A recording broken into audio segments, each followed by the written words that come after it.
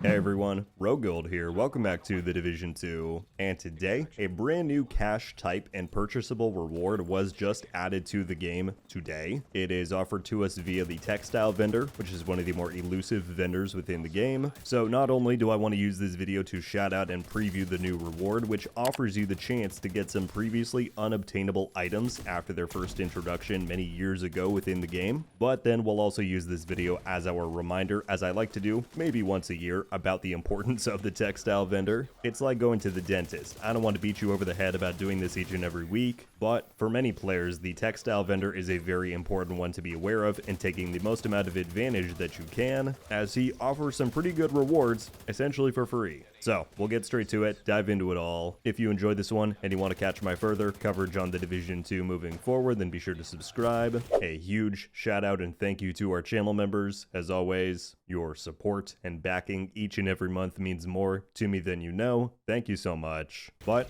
let's just get straight to it.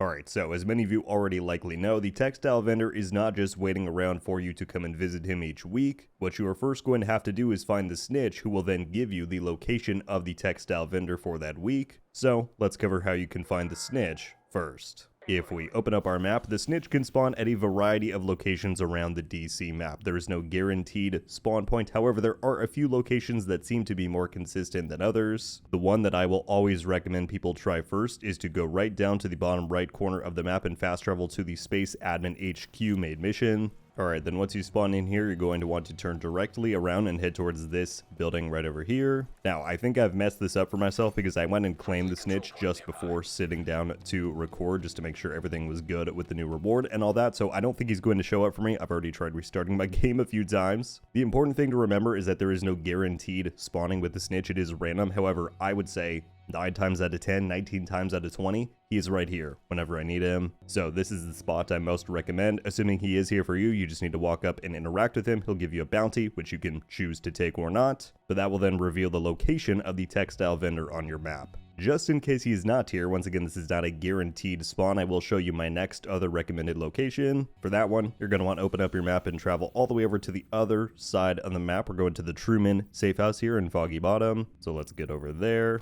Once here, you're just going to want to head straight through. We're exiting from the north exit right over here. And then once you get up to the street, you're going to want to hop over this wall, turn around, head towards the driveway where this turquoise truck is at up here. And then as you get up here, just hang a left into this little other driveway here. And then that next spot that you might find him at is right here in front of this boarded up door. Once again, I think I messed the whole sequence up for myself by prepping before the video, but there you go. Those are two pretty reliable spawn locations for the Snitch. Assuming he was here, let's say I would go up and interact with him, what you'll then find is that on your map there will be two different shopping cart locations. So there's one right up here for Cassie Mendoza, but who we care about is right over here with Danny Weaver. That is the Textile Vendor. Where the shopping cart shows up will change each and every week, every rotation of these vendors. So do not expect him to always be in this specific location. The other important thing to keep in mind is that these vendors are open and closed for various portions of the week. You'll see that right now it says vendor is open and he closes in 23 hours and 21 minutes. So the location stays static for every weekly reset. However, if you find a time when he is not there, you'll just have to come back when he is. But let's go check him out. I'm going to fast travel here to Air and Space.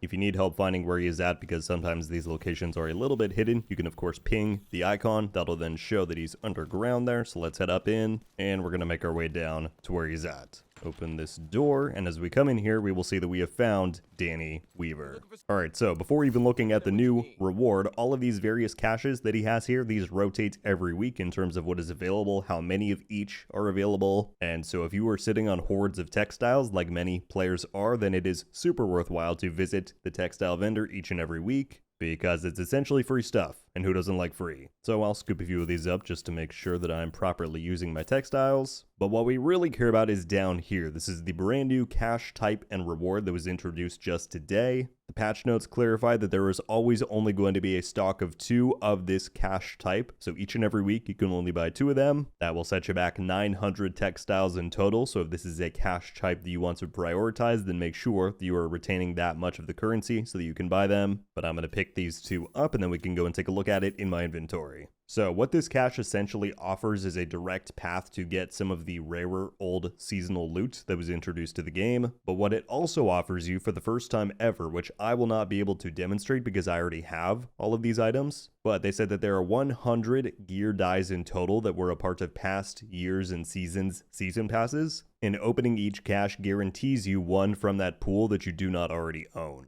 So let's say you just joined onto the Division 2, you own none of those gear dyes and you want to get them all, then it will take you 50 weeks to get them all, right? Because you can buy 2 caches per week, each contains 1. So that is one path to get those previously unobtainable rewards, so that's nice. The other guaranteed aspect, as you can see on the right side, is that you get 3 pieces of legacy seasonal loot. Now, this is a large pool because this is including every weapon, brand set, gear set, and named item that was included from Season 1 to Year 6 Season 2. But again, given some of those are Dark Zone exclusive or they're just rare to get overall, and because these caches are essentially free each week, if you have any reason to try and pick those up, it makes sense to go out and get this. Let's see what we pull from this first one right here. We're going to get Zero, the Everlasting Gaze, and Hannah Yu backpack. So again, each cache you open is guaranteed to give you 3 pieces within that pool. It's also guaranteed to give you one of those gear dyes if you do not own any of them. The only non-guaranteed part of the cache, as you can see on the breakdown on the right side, is that there is a 25% chance to get an exotic from one of those aforementioned seasons. They've written out the full list on the patch notes for Year 7 Season 3.2. I will link those patch notes down in the description in case you want to go and look at it for yourself.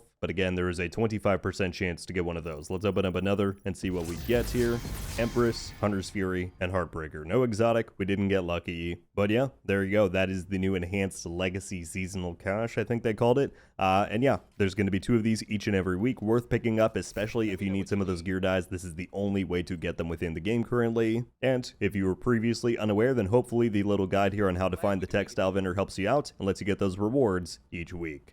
All right, everybody. Well, there you have it. That is our breakdown of the brand new enhanced legacy seasonal cache that got added to the Division 2 today, as well as a reminder about how to visit the Textile Vendor overall and the importance of his inventory. I hope this helped out. I'm sure some of you are completely on top of this, but hopefully somebody learned something from here. I'd love to know your guys' thoughts about not only this new cache type that just got added, but also the Textile Vendor overall. Do you think this new reward is a worthy improvement of it? Are there any other changes that you might hope to see to this vendor and system moving forward? Let me know. I'll be very curious to hear. That's all I've got for you today, though. Thank you all so much for watching. I'll catch you back soon. RogueGold.